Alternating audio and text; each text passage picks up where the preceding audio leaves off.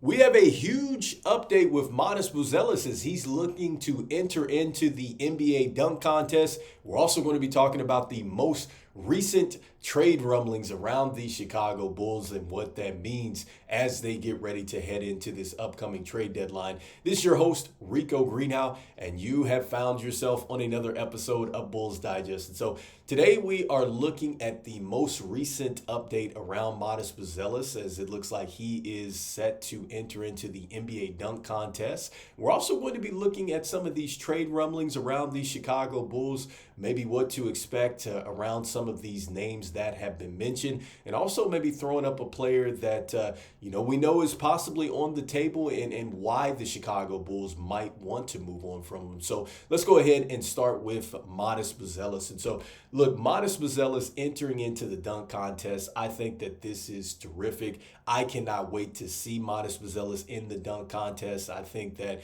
when we saw him in the Summer League, the dunks have been great. We've seen him in the open floor during the season. The dunks have been amazing there. And also, too, some of the highlight clips that we might see, via Twitter or whatever it is from the practice clips and things like that, like Matas can definitely get up. And so I think that this is going to be great for the Chicago Bulls. And in fact, this really just tells me a little bit more about Matas Buzelis, and something that we already knew about him really is that he wants to compete. And I love the fact that he is fearless when it comes down to it. And so you got to give him credit, because a lot of players out there, they can really get up, dunk the basketball, but never enter into the dunk contest. And Matas Buzelis, right off the jump here in his rookie year, he wants all the smoke. He wants all the competition, and I love that about Matas Buzelis. And so shifting focus from the dunk contest, and why I think that this really ties into the Chicago Bulls and why this is going to be great for him and his long-term success, is because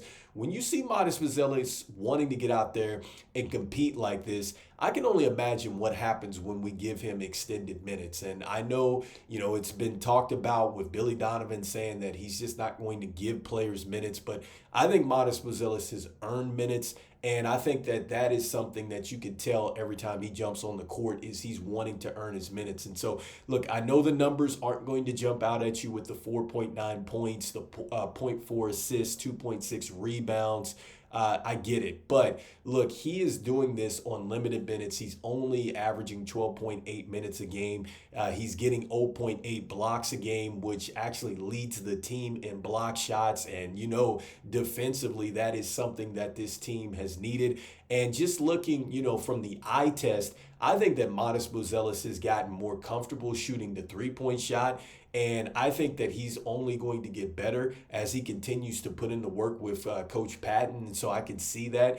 And I think he's getting even more comfortable in the offense defensively. I think individually, I think he's starting to show some signs there. I can only imagine how good of a defender he's going to be once he continues to kind of grow a bit more and get stronger. So I think that that's going to be there. And with the block shots, that already lets you know, from a timing and an anticipation, he understands defensively what's going on. And that also is going to be something that I think picks up as he continues to get stronger and he continues to get minutes. And so the upside is there for Matas Buzelis. I just think it's a matter of getting him on the court. And that comes into, again, this whole player development and winning. Like, at some point, the Chicago Bulls have got to also prioritize player development and get Matas Buzelis out there. So good to see that Matas Buzelis is going to be in the dunk contest, because he was in it in high school. He finished second, and I can't wait to see what he's going to do here on the NBA level. And so next up, I wanted to go ahead and talk about some of the trade rumblings around the Chicago Bulls. And yes, we're going to hear those rumblings. This is something that is probably going to be constant as we get ready to head into this February 6th trade deadline, because we know, look, the Chicago Bulls are a team that is right back where they have been the last 3 seasons, which is literally the bottom of the middle of the Eastern Conference. Like, that is really where they've been at in this conference. And so, we want to see this team really ascend and not just be in a play-in situation, but actually qualify for the playoffs, and not just qualify, but be able to make some noise. And that suggests that this team really needs to go out there and really make some decisions hopefully make some trades that make sense for the long term of this team. And that's why player development is essential as well, because you don't want to just go out there, trade, and then you're not trading for pieces that really work with what you're trying to build with some of your players. You don't necessarily know what you have in them. And so let's start with a player that has been talked about a lot as of late, and that's Vooch. And so Vooch has been most recently linked to Golden State, a deal which I still think really makes a lot of sense for, I think, the Golden State Warriors, and it could for the Chicago Bulls as well, because, we'd heard that they didn't want Zeke Naji in a contract for Zach LaVine. At least the rumors say that. And so you're getting some expiring contracts that the Golden State Warriors could offer you. They also have young players that they could maybe throw into the deal. So I think that works. And I think the bottom line for Golden State is just how bad do they want Vooch? Are they willing to come off a first-round pick? I think that is really, I think that's where the asking price is for Vooch, and it should be based off his all-star level of play at this point in time. And I just think, honestly, in these deals, the Bulls have leverage, especially in this one, because the Golden State Warriors, if you read that article in which I put it up here about a day ago, it really just outlines that the Golden State Warriors are frustrated. They're not just a team that just wants to settle. They really want to maximize Draymond and Steph and these guys while they have them. And so that would suggest that you go out and get a player like Vooch that is certainly going to help you. They feel like they have the pieces to really make up for the things that he doesn't do well. And they also would probably have some room to maybe go out there and maybe make a little bit of changes here in the summer to also maximize that window. So that's a good thing with Vooch. You get him not just for the rest of the season, but you also could get him for the full next season, or you are going to get him for the full next season. So you also get a little bit of an adjustment period with Vooch. And so keep an eye out on that. Next up with Lonzo Ball. And so Lonzo Ball, he's a player in which I think he could be moved. I think that the real challenge with Lonzo is going to be a lot of teams. I think if you're looking at it, you're wondering, okay, is he going to hold up? Which I think he is. I think he continues to show signs of that. He's already shown that he can definitely start, and he's been fine and okay with that. You're not going to see him in back-to-back situations. I think that, that's probably going to be pretty apparent as the season goes along. But defensively, I mean, he's picked up really, I think, where he's left off. He might even be getting better than what he was before because he's just even thinking about the game that much more defensively. And so he provides that type of punch.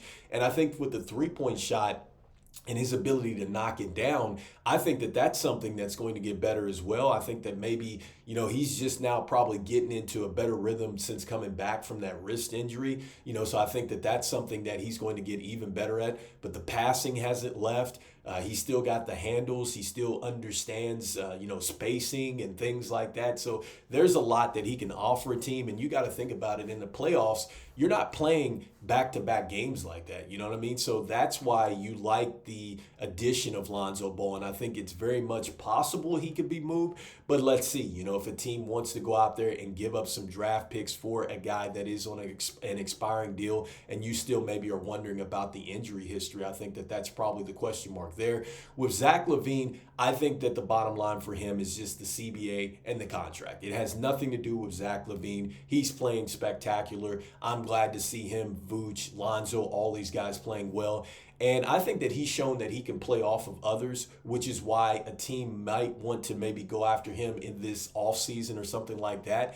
And I think much like Vooch, like Lonzo, I think that this team needs to go ahead and make sure that they get the max out of the deal. Don't go in, don't get lowballed or whatever the case may be. I think that you definitely have the chance to maximize the trade assets here. And so hopefully the Chicago Bulls are thinking that. But I think that, again, LaVine has done well. And I don't think that it's going to be an issue if LaVine has to stay with this team right now, because he's clearly not going to get in the way of the development of those players. And, I think because he's doing this, it's really going to help him out in his career if he does move on to a team where he is a third, fourth option out there. And so next up, a player that we haven't really talked about that I think could maybe get moved. And I know that, we've heard that a lot of the team might be on the trading block or whatever the case may be, but we haven't really talked about it as much.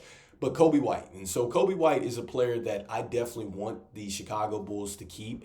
I think even if he's not a starter, I think that Coby White to me is a player that he's a building block piece. He really is, because I think that if you're a contending team, you certainly want Coby White, because you need players like him that can come in and provide that scoring punch. I think he's been terrific at times in getting into the passing lane and getting steals and stuff like that. He's shown that he can be a guy that can get you assists, and he's also shown you that he can be clutch, and it's just a matter of him really going down to consistency. And so I think what the real issue is, and why you continue to maybe hear that there might be some rumblings around him or Ayo, is the fact that they have that 140% rule, which essentially that's talking about extensions for some of your veteran players. And so, with the extension that he would get at that 140 rule, it's basically going to put him at about, I think, something like $18 million. Currently, I think he's making $12 million. So,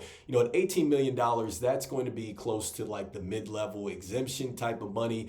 And I just think that Coby White at this point in time, as he continues to keep going, he's right now he's at 18 points a game. And so you can imagine if he can continue to go up here this next year, I wouldn't think that it's an issue if he's going to go out there and command like 25, 30 million from the market. I think that could be something that you're looking at, based off, his production, because he's actually doing it. And so, I love Coby White. I love Ayo, because if you put a challenge in front of them, these guys attack it. They've definitely had to play in different roles, and I think that they've done as best that they could do with the situation that is going on with the Chicago Bulls, whether it's coaching, front office, whatever it is. But I think that that's probably why you hear the trade rumblings around, some of our younger players, because it really puts the Bulls in a situation of, look, if you're not going to go out there and have the cap space to go out there and sign Coby or Ayo for what they're worth, then that's something where the Chicago Bulls might exploring trying to go out there and get the max out of the asset. And so something to watch for. I don't think it happens, but I hope it doesn't, honestly, that we do keep Coby, we do keep Ayo. But anyway, let me know in the comments what you think about this most recent update around some of these trades. Do you think that the Chicago Bulls do, in fact, hold on to Coby, Ayo when it comes down to negotiation time and they find a way to get it done? Or do you think that they get ahead of that and actually trade either of those players? And what do you think about Matas Buzelis? Are we excited about seeing him in the dunk contest? Is he going to give us something legendary in the dunk contest? I'd love to hear the thoughts. But I want to thank everybody out there for liking, sharing, and subscribing to the videos. It means a lot to us here at Bulls Digest. So we try to reach our goal of 5,000 subscribers by the end of the NBA season out there. Want to let you know about 66.8% of you that watch are not subscribed to the channel. So make sure that you go ahead, like Matas Buzelis, and slam dunk on that subscribe button for us. It means a lot.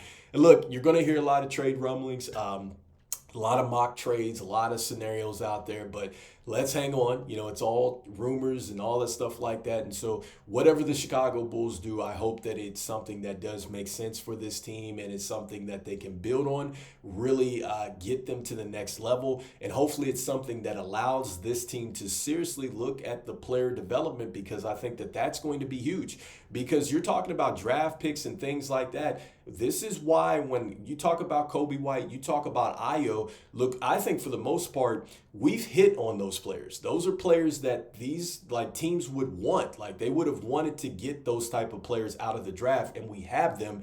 And so it just means that you have to build the team out right and put players in the right position to be successful. You only do that by evaluating talent and understanding what you have and how you want to build. So anyway, it's about building. Hopefully the Bulls get a plan. And as we always say, go Bulls. I will see you on the next one. Peace.